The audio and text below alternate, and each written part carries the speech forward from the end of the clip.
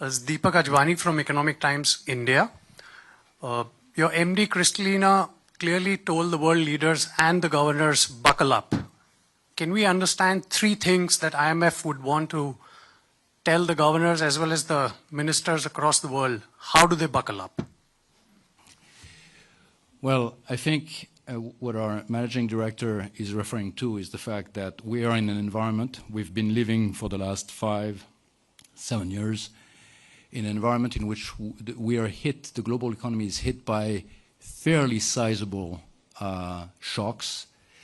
Can be very concentrated. You can think, of course, we can think of COVID that was a one in maybe in 100 years type of shock. But even after that, with the cost of living crisis, we had the impact of military conflict on European soil. You had the trade tensions. All of these things are disruptive to the global economy. Now, for many countries in the world, these things are outside their control. These are not something that you directly have an input and can do something about. So the first part of buckling up is to make sure your economy is as resilient as it can be. And how do you make your economy resilient? Well, number one, you make sure that you have the fiscal buffers that you need, because you're going to need to use them when you're hit by one of these shocks, and if you don't have them, then the impact is going to be much larger. So making sure you protect the fiscal buffers. Second, making sure that you have the right institutional environment, so that you have institutions that are trusted, that can do their job, that have frameworks that are strong. That is also going to be helpful in maintaining expectations, in maintaining some sense of stability in the economy. Third, you're going to have to rely on trading partners. No country is an island that can do things on their own. And so making sure that the global economy, that countries remain part of the global economy, that they are integrated, that they find ways to deepen trade ties with partners where it's possible, is an important part also of building that resilience. And fourth, at the end of the day, growth comes from the private sector. It comes from adoption of technologies that have been developed elsewhere. Most countries are not at the frontier of innovation. Most countries are inside that frontier and catching up with it, or developing that frontier, making sure that the right efforts are made in terms of skilling the labor force, in terms of adoption of technology, in terms of infrastructure investment, so that countries can grow rapidly and unleash the private sector innovation and entrepreneurship. Okay, we literally have 5 minutes and 25 seconds. So I'm going to take the lady with the white shirt. Then I will come back here to the top of the... Hi, Mehreen Khan from The Times. You reserved a lot of quite harsh words for China's trade imbalances in this WEO. Probably for the first time in a very long time, we've heard the IMF talking about the nature of the Chinese trade surplus. I mean, is that at the behest of the US administration, which is very preoccupied by this? This morning, Scott Bessent, the US Treasury Secretary, said that China is trying to export its way out of its domestic problems and it's hurting the world economy. Do you share that assessment? And going back to the MD's curtain raiser last week, she put up a very striking chart of the state of the renminbi, which would suggest that China is engaging in some degree of currency manipulation to boost that export performance. Would you be urging Beijing's authorities to be taking a harder look at the state of its currency as well? So on China's external balances, I would refer you first to the external sector report that we produce every year.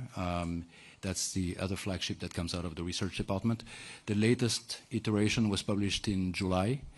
And that report tries to assess when countries have excessive surpluses or deficits. And that report highlighted that there's been an increase in global imbalances. There's been an increase in excessive deficits and excessive surpluses among different countries of the world.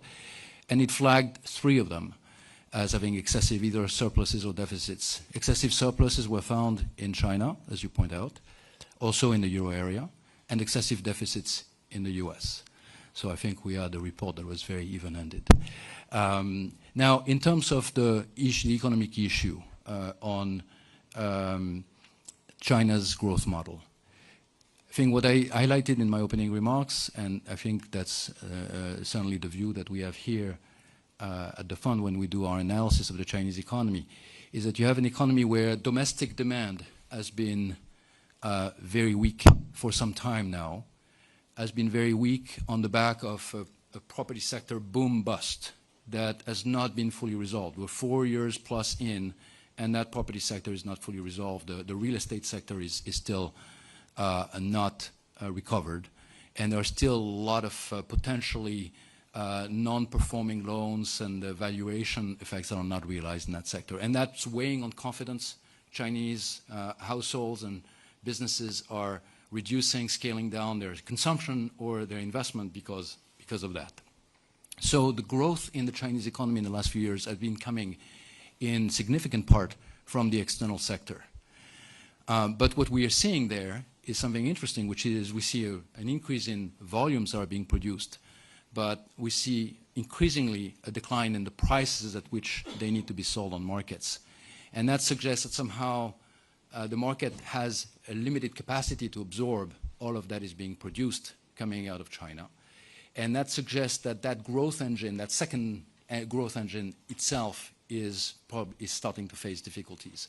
So our advice to the Chinese authorities has been for some time now, it's been for many years, if you look back at our Article 4, there is a need to rebalance the growth model towards a sustainable domestic demand. And there are a number of steps that can be implemented to do that, and some of them I'm sure will be covered in the regional briefing, but that would pivot the economy away from being too heavily reliant on an export sector that is becoming more fragile in the environment we're in, and a more resilient domestic growth engine. Okay, I'm going to try to squeeze one last question. We only have 1 minute and 27 seconds. I'm going to go with the lady with the glasses. And this is the last question.